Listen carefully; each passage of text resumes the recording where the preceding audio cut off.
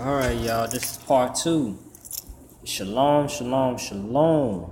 This is part two. Let's get back to where we was at. All right.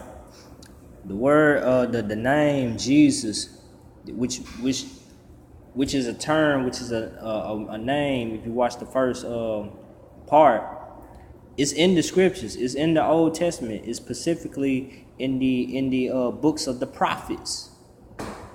It's in the books of the prophets. Haggai is one of them. You know, Jesus, the son of Joseph, the high priest. Our Messiah is already a high priest of an excellent ministry, the new covenant, the blood covenant. Then in the book of Zechariah, Jesus, the high priest, standing before the angel of Yahuwah, the Lord. You know? And Satan stood on his right hand to be his adversary. Very ironic. Habakkuk. You know, he's in there. He's in these books of the prophets. You know? He's in there. Zechariah, he's all through Zechariah, all through Haggai, all through Zephaniah. Let's see, it might be it. Okay? Now, let's go to Haggai, because that's the first one we seen, popped up. Haggai 1:1. All right? And we're going to check the Hebrew, because the Old Testament, you know what I'm saying, the Tanakh, what was in Hebrew, it was in Hebrew. Later on, the 70 elders, the Hebrew elders, the Israelites, you know what I'm saying, old school Israelites, they took their scriptures and they transferred it into the Greek. They translated into the Greek, you know what I'm saying, to the Grecian tongue. You know what I'm saying? So don't trip, or don't let people trip about you reading the New Testament. You a believer of the New Testament because because it traced back to the Greek. Well, that's like denying that the Septuagint never was written in Greek. So if you have the Septuagint or the Septuaginta, you know what I'm saying, the Grayoki language or the Greek language, then don't be confused about the New Testament.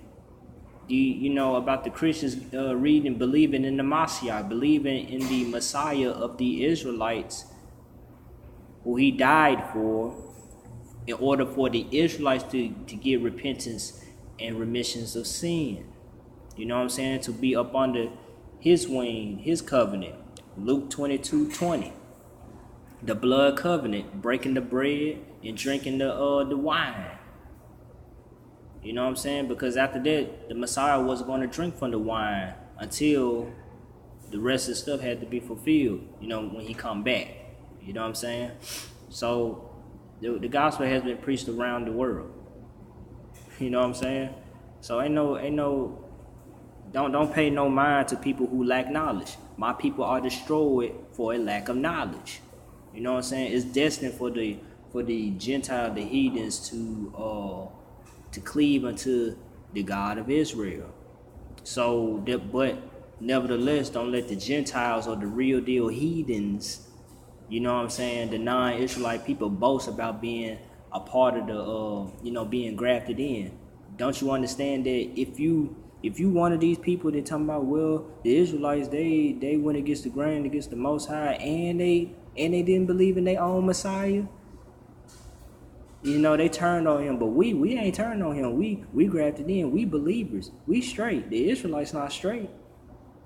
Well, you very high-minded. You don't understand that every tree is going to get cut down. So you over here talking cash money as if you're going to be saved. If you talk against the children of Israel, like the book of the letters Paul speaks about, boasting against the natural branches, I think it's in the book of Romans. Boasting against the natural branches. The natural branches are the Israelites. The wild tree, the wild olive tree is the non-Israelite people. It's the non-Israelite people. The olive tree, which the natural branches came off of, they are the Israelites pertaining to the adoption. It is what it is. Don't boast against the real deal branches, the real deal tree. Because if the Most High did not care for that tree or any of the branches, the wild branches wouldn't even have a chance to even look. If the Messiah didn't even do what he needed to do for the Israelites, man, y'all wouldn't even be able to be preaching this stuff around the world. You wouldn't even know jack squat about the Gospels. You wouldn't even know nothing about the good news. So quit boasting. Humble up. You ought to be out here helping out, trying to search for the 12 tribes of Israel and wake them up and make sure that they follow the Mashiach. You know what I'm saying? Because time is short. But let's get back to the richness, because thou art rich. You know what I'm saying? So you see that in the New International Version, it say Joshua, the son of Jozadak. Right? When you keep going, so you see the New Living Translation say Jeshua. Sound really close to Yahushua or Yahushai. Yahushua HaMashiach. Let's keep going. Let's go to the King James Version and see what it say. It say Joshua. You see? Joshua. Let's keep going. Some people got the Holman. Say Joshua. You see? Let's go to the King James Version. See what the King James Version say. Well, this King James Version say Joshua, right? American King James Version say Joshua. Let's keep going. This is Old Testament, the Tanakh. Well, the Tanakh in English. See, somebody's version say Jesus. They know that whatever that Hebrew word is in this book of the prophet, Haggai 1:1, the first chapter, the very first verse, you have to have the spirit of discernment to know what is and what not. You have to have the spirit of language. Have a zeal to try to strive for languages, but go for all the spiritual gifts, so some of these things could be granted unto you. You know what I'm saying? Whatever you seek, you shall receive. Right? It speaks about that. I'm paraphrasing though, but you know what I speak of. The English Revised Version say Joshua. You know, so basically, in a nutshell, you know it's talking about him. You know? So let's go on. So this is how you check that. This is how you check it out. Go to the Hebrew. Go to the Hebrew. And it's gonna show you where the translators got Jesus from, or Joshua from. But we're gonna stick to Jesus because everybody prone to the name Jesus. If you ain't did your research on Jesus, then you really ain't trying to hearken unto the other spirits that could come upon you to help you see the deceptions out here. You got the spirit of language and the spirit of interpretation. When you have the interpretation, you good to go. You are good to go, because these two spirits is going to help you have the spirit of discernment, so you can really see what is and what not, what is real and what is fake, what is gold and what is bronze. You know what I'm saying? So when you keep going, right, there is the king. You know what I'm saying? So you keep going. The Lord. Oh, so here go a special thing for y'all. The Lord. Every time they say is of the Lord or the Lord is talking about Yahuwah. Some people say Yahweh. Well, there's no E in there. There's no E in there. There is no E. So it's Yahuwah. Hua. Some people say Yahweh. Yahweh. Yahweh. We say it with a W now. A lot of Africans say it with a W. You know what I'm saying? But in English there was no W. But the W and it's like a double O sound, because you manifest the double O first, and then the double U sound comes at the ending of it. Like W. Pronounce W. Wah. Wah. Wah. Wah. Wah. You put your lips together and you pronounce it. Wah. Yahuwah. It rolls off automatically. Power in that language. Yahweh, you can't even feel the vibration when you speak it. You know what I'm saying? You are a spiritual being inside of a physical shell. I'm dropping a lot of knowledge in this thing. You are a spiritual being inside of a physical shell. So, the breath, the ruach, you know what I'm saying? Something that you can't see. You know what I'm saying? Sometimes you can see, and sometimes you can't see it. And people talk about ghost stories and all this stuff, don't even realize what really a ghost is in Hebrew. What does the term ghost really mean in Hebrew? So there goes Judah. See, it's Yahuda.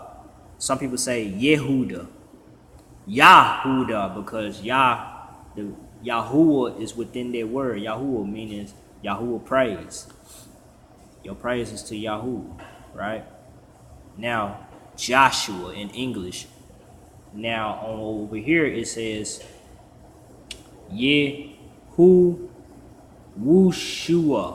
Yehu-Wushua. It sounds like some tricked out Yiddish type stuff. I don't know. But they don't sound right. This how you say it. Let's see if I could bring that up a little bit. Okay. Yahu-Shai. Yahu-Shai. The first one is the Yah.